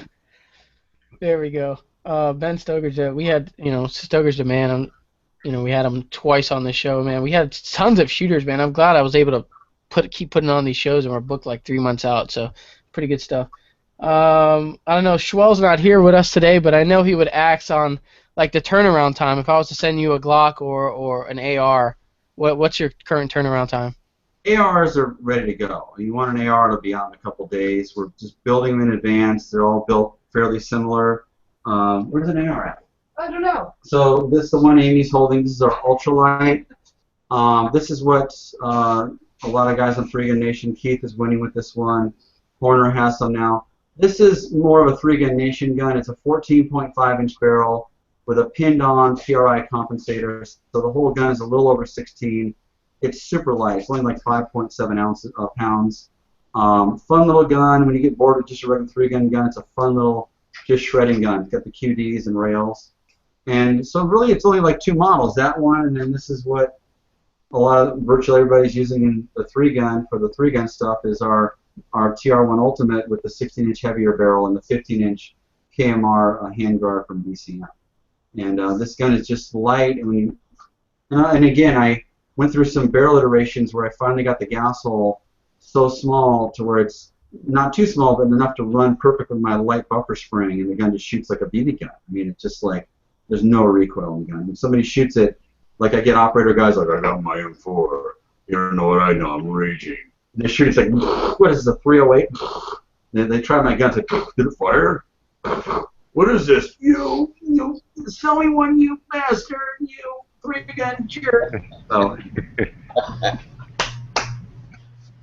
And then we have tactical Benellis too. It's not just 3 Gun stuff. This is like an M2 set up for LE. This gun actually belongs to. You ever seen Predator? In Predator 1 and 2, this guy Kinji is the guy that, like, when Arnold like cuts the truck, and the truck goes down the hill. The guy's like, "Cut the truck!" and goes in and blows up with the long hair. This is his shotgun. And then in Predator 2, in the beginning, he's the idiot on the roof with the MAC-10. The Predator's like, right in front of the, it's this gun. Is it bad that I know exactly who you're talking about? It was like I was there. Yeah. Yeah. It's his, I haven't delivered it to him yet. I'm going to drop test it tomorrow, and then you'll get it. There you go. We can hit any live ones on Facebook that you got, Dustin and Steve. Whatever. I do. I got Trevor on Facebook. He said, what is more important on a 3 Gun rifle, good scope or light trigger? I guess, what's your first mod you're doing? That's like saying, do you want a girl that has a great butt or great boobs or abs? I mean, you want it all. It's like a car. You want a fast car or a good-looking car. Anyway, my analogy, I guess the scope first. But you definitely want a good trigger. And speaking of triggers, it's funny you mentioned that we use JPs and now we're using hyperfires. And my guest with just went like, Mike, these hyperfires are raging. I'm like, all right, we're doing hyperfire. So we've got a crap load of JPs here, which are awesome, and the hyperfires are just as good. So there's less work for him to install. And then speaking of The Walking Dead, we got Rooker, Spinelli. It's all done. Stupid Rooker, idiot. So we just tricked out his M1. This actually this gun's got a funny history. Way back when I got into Hollywood crap, I worked on Miami Vice, and Michael Mann's like, what's a good shotgun? Set me up. They're an M4, Benelli. I'm like, no, that's a good gun, but you want an M2. So I built an M1. I built this bitchin' M1. It's even got a night sight in, which is, I had that specially done at Trichicon. And he gets the gun, and some schnurred idiot behind-the-scenes clown from the movie's like, what is he talking about? It's all about the M4 with a 2-round capacity and a stupid-ass ghost rings and trash everywhere. And so he's like, you didn't get me the right gun, Mr. Butler. I'm like, what are you talking about? So I shot with him, and he ended up selling the gun to Rooker. So Rooker's like, I'll buy that bitch. So Rooker owns it. Yeah, Kelly added to the show notes. I think Kelly's a big fan of Rooker, as we all are. And she's like, when the hell are we gonna get Michael Rooker on the show? Yeah. I mean, we follow him on Facebook, and that dude's doing movies left and right. I think he just posted a picture of him doing another movie, so he's pretty much all over the place. But that'll be awesome to get the Rooker story on there. He'll be at the SHOT Show for sure. He goes every year. What's really funny about him is because I've been taking him for over a decade, and up until The Walking Dead, I'd take him and he'd go up to like PRI or LaRue or anybody that like Tori Tanaka's like, who is that? I recognize him. Oh, he's from like Cliffhanger. What? He's from like Days of Thunder with Tom Cruise. Huh? Okay, he's an actor. Don't worry about it. So now after Walking Dead, it's like everybody's going bonkers over him and knows him. So we walk around in this lunatic entourage and have a lot of fun. He's so nice. He'll do autographs for everybody, pictures for everybody, and it's nice to see him at this new level because he was pretty bummed because the gunny was like blowing him away and everybody, oh, the gunny, get an autograph for the gunny, yeah, the gunny. And he was so pissed because he was offered the part of that scumbag cop in Texas Chainsaw Massacre with Jessica Biel, and he turned it down. Kids thought it would be too gross. And that blew up the Gunny's career again in Hollywood, got him back online and more A-list stuff. It's a Michael Bay movie.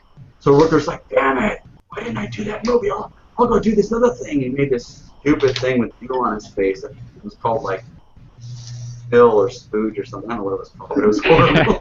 It was like a mask on. It had Craig Henry in it. Shut up. Anyway, he made that bomb, and then it took a while, and then he got his career back. Then he came by here, like I told you, we were jumping over him and shooting, but that day that Vogel and I were jumping over his body and shooting and trying to kill him, he had the director of that new thing he did, that Guardians of the Galaxy, James Gunn, out here. And, of course, a guy named James Gunn is not a good shooter, but we work with him and stuff.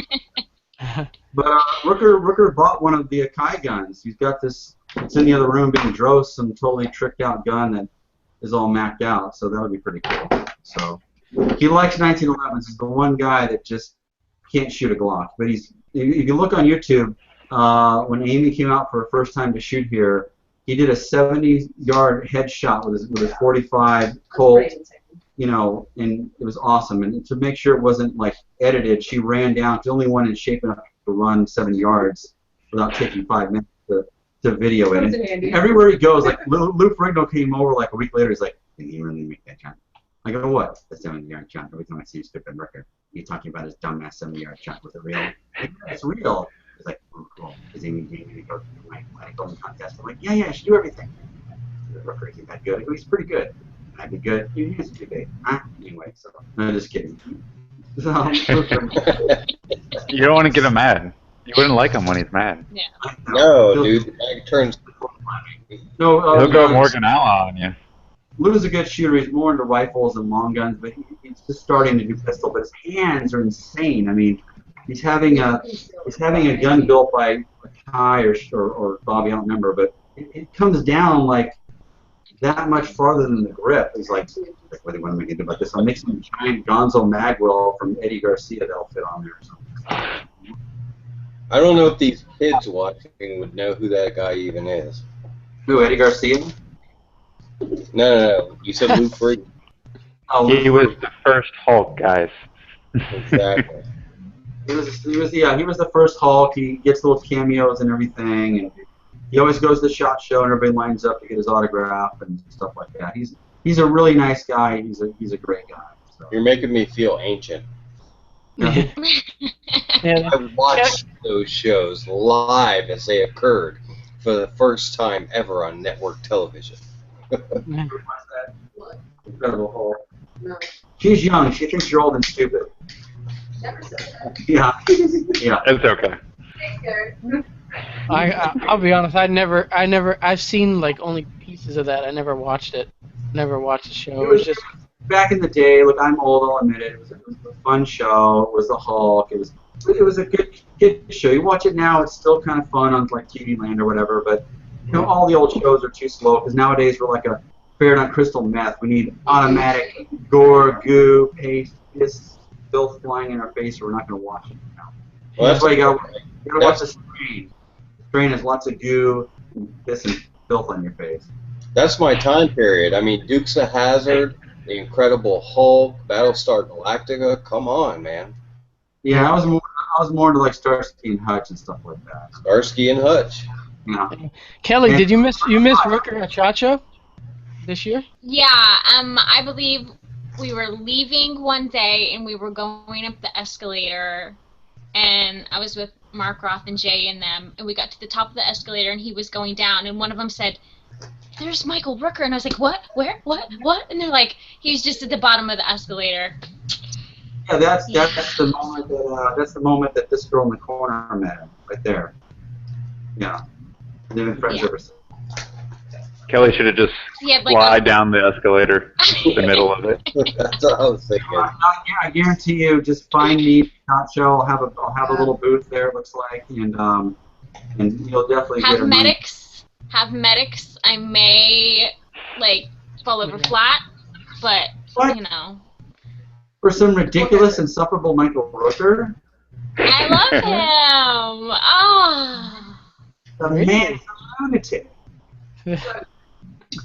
And that's a problem? The man should be jailed for his crimes against the consulate. There you go. So I love him anyway. is TTI doing their own booth at Chacha, or are you just kind of visiting the Manelli booth like you did this year? No, I have to do that, but I'll definitely have more time, because we're not doing a match in the middle of the SHOT Show, which is great. So it looks like I'm teaming up with another company to have a booth. I won't say I will until it's happened, because you never know. I'm like an idiot later. Taran, where's your booth? I saw your mindset. I don't have one. I walk around and just irritate people. But it looks like I have two companies that want me to booth up with them, and they bring a lot of fun people to the equation and stuff like that. So it looks like I will. We'll see. There you go. We could probably just get some last-minute Q&A out, and then we could kind of close the doors on this one. Dustin, All right. I know you had a couple. Yeah, I got another one. Mr. Lan Win from Dissonant Arms. They make all kinds of cool communist shotguns and the AK sagas. He asked, what sights and sight bases do you use on your sagas? My Sega has an RMR, Trijicon RMR on there with the 3.5 LED one with the bump the battery, make it brighter and all that stuff.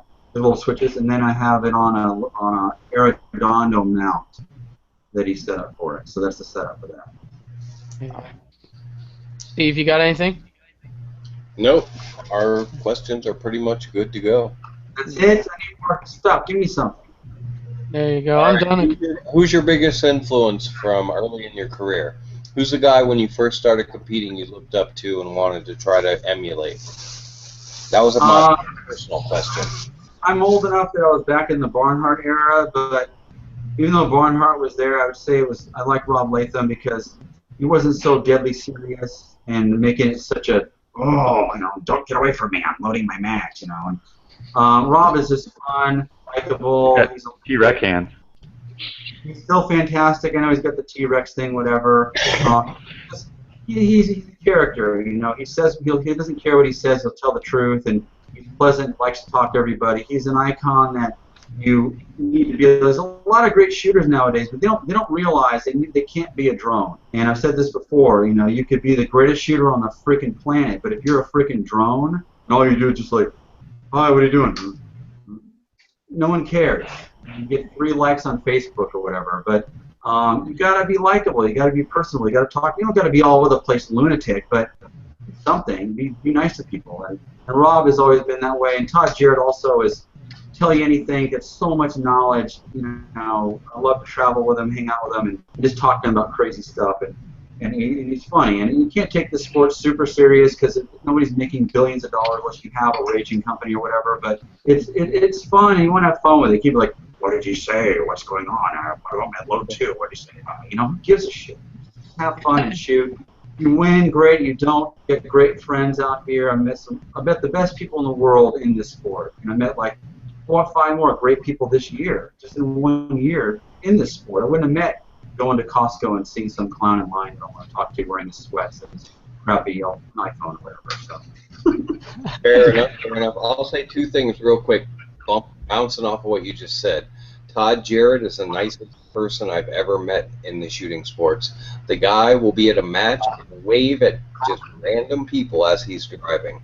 Very cool guy. Also, Jerry Barnhart made a return at the Smith & Wesson Steel Nationals back in March, and I had the pleasure of being 10 feet away from him as he shot his way to a top 5 placement. So, very cool stuff. I got a little story for that one really quick. Tori Jordan's a really good friend of ours. He's this muscular, like, operator, badass chick from Florida out there, and she's new to the sport in 3-gun, and she gets a lot of views, a lot of likes, everything. So she's like, yeah, I was at this match, I met this guy, he's like, this old guy with a beard. He's really good, though. I'm like, yeah, what about him? He's like, his name was Jerry Barnhart. I'm like, Barnhart? It's like right before you post the pictures and everything. I'm like, yeah, or, is he any good? They train with him and his son. I'm like, it's like you ran into freaking Al Pacino at the mall, and it's like, Al Pacino, give me acting classes, are you worth it? What do you do? What about, I don't know about you. I mean, like, it's freaking, like, it's Barnhart. She's like, who's Jerry Barnhart? Like, I mean, she's so funny and adorable, and doesn't, you know, she's a military world. She doesn't know, I don't know all the military guys, but, you know, it was so hilarious, and she's like hanging out with Barnhart, like, are you any good? Like in Happy Gilmore, you know? Yeah, being 10 feet away from the burn is pretty freaking amazing. There you go. That's pretty awesome stuff. I mean, I wish I was at that match since it was only like a 3-hour drive for me. And did he almost catch Max Michel on that one? I think he finished second, right behind Max Michel. I think Jerry ended his career prematurely. I mean, he stopped in his early 40s. He had a good another 20 years on him. I mean, he's just so accurate, so efficient.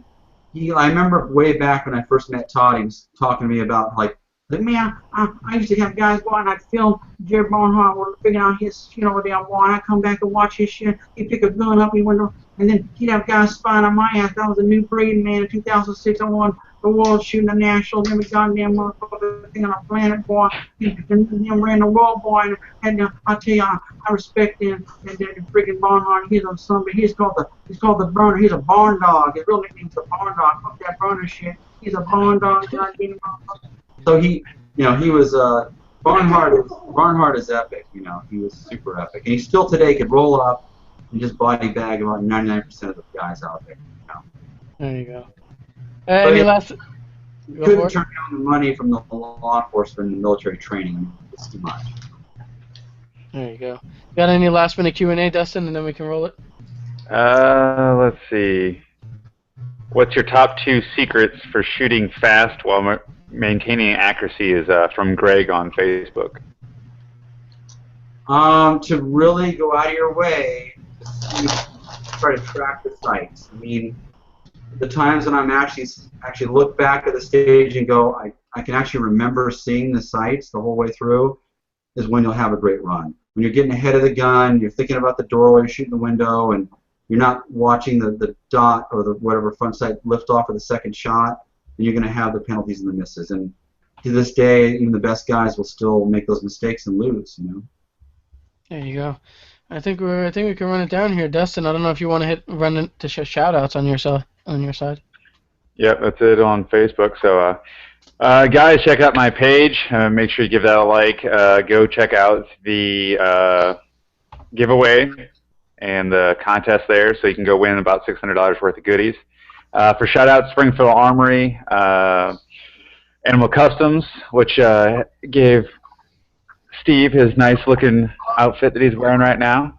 Black Rain Ordnance, Shooter Ready USA, Red Roof Inn, Pro Ears, GB2 Tactical, Dissident Arms, Comtech USA, RCA, BBI Bullets, AP Customs, S3S Solutions, X Products. I'll be at the booth at SHOT Show with those guys. They got some cool stuff coming out soon. And that's it. There you go. Kelly, what do you have?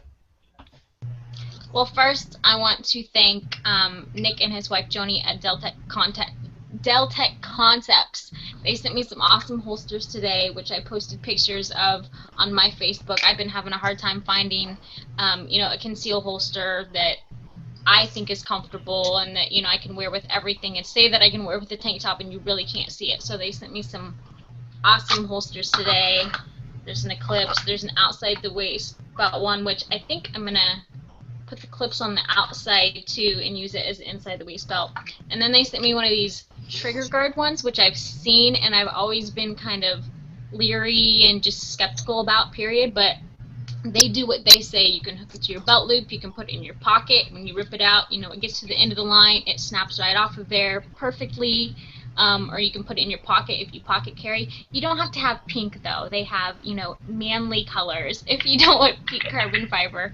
But actually, I think for just having it just this afternoon, I've been wearing it around the house and outside and stuff, and I'm very, very happy with it. So thank you very much, Nick and Joni, for sending me those. And I want to thank Daniel at DK Custom Triggers for sending me a trigger. He was on our show a few weeks ago, and he hooked me up. So I got to get that in the old block and get out there and shoot it. My normal people, Voodoo Tactical, Frog Lube, Lane Tech USA, Mr. Tim at TacCom, Benchmade Knives, Notch Gear Hats, Bracket Patriot Cases, Fail Zero, Animal Customs. That's it. And thank you, Taran, for being on, and Miss Amy for sitting there and being a nice model and participating when you wanted to hide in the corner. There you go. Hey, we got a quick question for Amy here. Since Kelly's kind of struggling with the concealed carry stuff, what holster can you recommend to Kelly that you think is working for you? Honestly, it is super hard as a female not to print. The trigger guard ones I've been using Gary from Yeah, Gary Quisenberry gave us one at this event we did with Tough and with it was a Poway range opening, Poway. and I actually really like it. I use the Kydex, the big ones, and it's super hard as a female, so I think enjoy that. The smaller one, and you had like the exact one up there a second ago, Right. And yeah, I like that one because the smaller the better, honestly. Because yeah. I agree. Yeah. Smaller the better. All right, there we go. Steve, what do you? That's what she said. The smaller the better, and then we go to Steve. Take it away, Steve. All right, so first of all, a quick disclaimer. I said that Todd Jarrett was the nicest guy in the shooting sports, but I think Taran and actually Shannon Smith are right up there with him. When the USTA champion came to Florida last year, both those guys took some time to talk to me and had a good time, learned a lot from them in a very short period of time while they were competing. And most guys, when they're competing, don't really want to be bothered, so that was really cool. Obviously, Taran Tactical Innovations. We're going to go old school. Don't forget about that sight system right there. TTI for the win, and of course your base pads and all your needs that TTI can provide for you. Florida Muay Thai gym that I train at a little bit. Also Weapon Shield. George over at Weapon Shield has been an awesome supporter, so check them out for your lubrication needs. And I could never leave out Blade Tech, Tim Wegner, awesome guy. Brett Russo, appreciate those guys a lot. There you go. Taran, what do you have as far as shout-outs on your end? LaRue Tactical, Vanelli, BCM, Federal, all my awesome sponsors, PRI, Weapon Shield, Ion Bond, Blade Tech, what else am I got? Vanelli Boulevard. I think I covered all of them. They're just fantastic companies. I've been with them forever. Trigicon, obviously. I'm just really blessed that they still work with me and all that stuff, and I get to promote them still.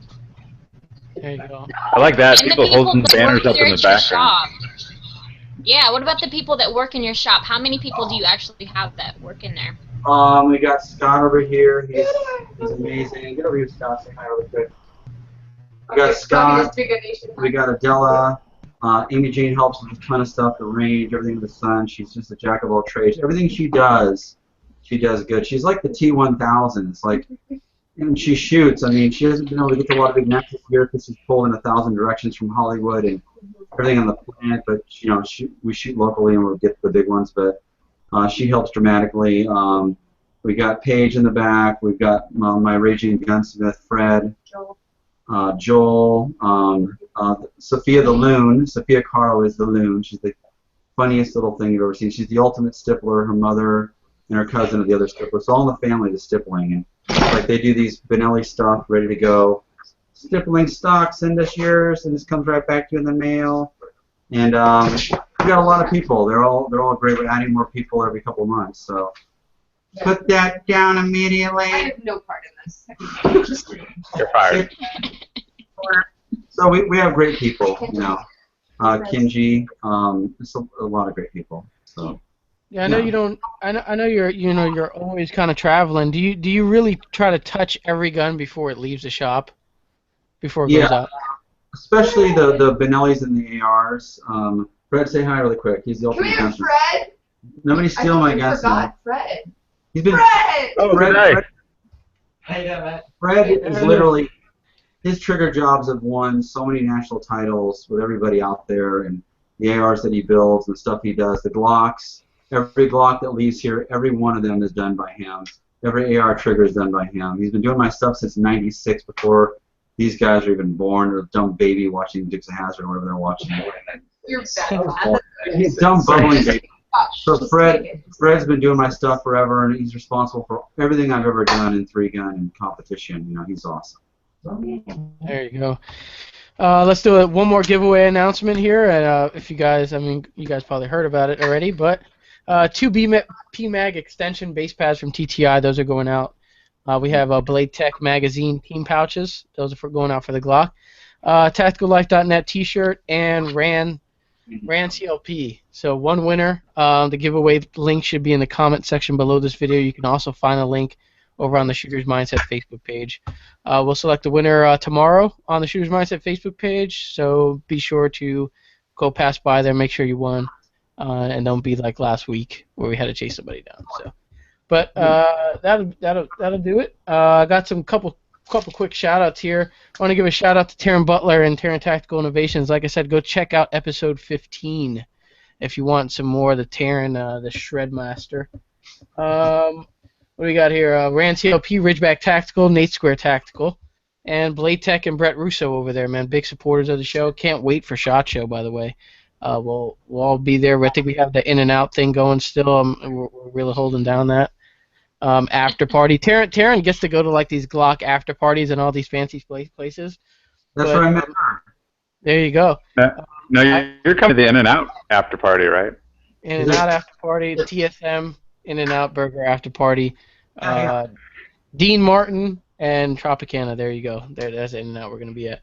And that'll do it for episode 64 of the Shooter's Mindset. Appreciate you guys watching, and we are out.